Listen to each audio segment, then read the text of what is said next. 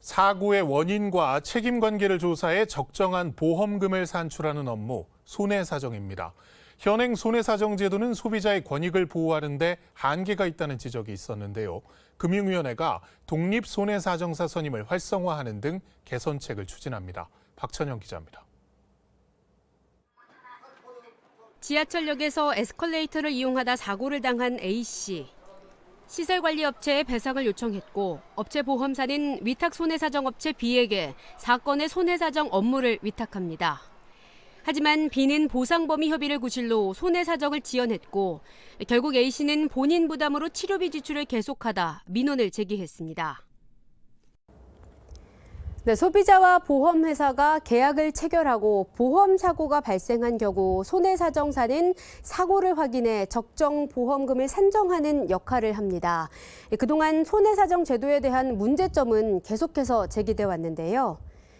먼저 손해사정의 상당 부분이 보험사가 자회사에 위탁하는 형태여서 독립성과 객관성이 떨어진다는 지적이 있었습니다. 그리고 보험금을 삭감하기 위해 의료 자문을 오남용하는 사례도 문제가 되었고 무자격 손해사정 등 불공정 행위로 인한 소비자의 피해도 있었습니다. 보험금 청구권 중 손해사정이 진행되는 건 3% 수준입니다. 하지만 보험 민원 가운데 손해사정 관련은 10건 중 4건이 넘습니다. 이에 금융위원회가 보험사고가 발생하면 공정하고 신속하게 보험금을 받을 수 있도록 손해사정제도 전반을 개선하기로 했습니다.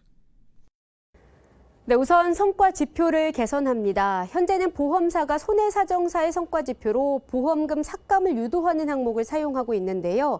이런 점을 엄격하게 제한한다는 계획입니다. 독립손해사정사 선임도 강화합니다. 소비자가 보험금을 청구할 때 보험사가 손해사정사 선임 관련 사항을 상세하게 설명하도록 하는데요. 특히 손해사정사 선임 비용을 보험사가 부담한다는 사실을 알려 소비자의 선택권이 최대한 보장하도록 할 방침입니다. 또 의료 자문을 통한 부당한 보험금 삭감을 막기 위해 소비자가 보험사의 의료 자문 결과에 이의가 있다면 제3의료기관의 보험사의 비용으로 추가 의료 자문이 가능하다는 점을 반드시 안내할 수 있도록 의무화합니다. 이외에도 의료자문관리위원회를 설치하고 보험사별 의료자문 건수와 보험금이 지급되지 않은 비율 등을 공시하도록 합니다.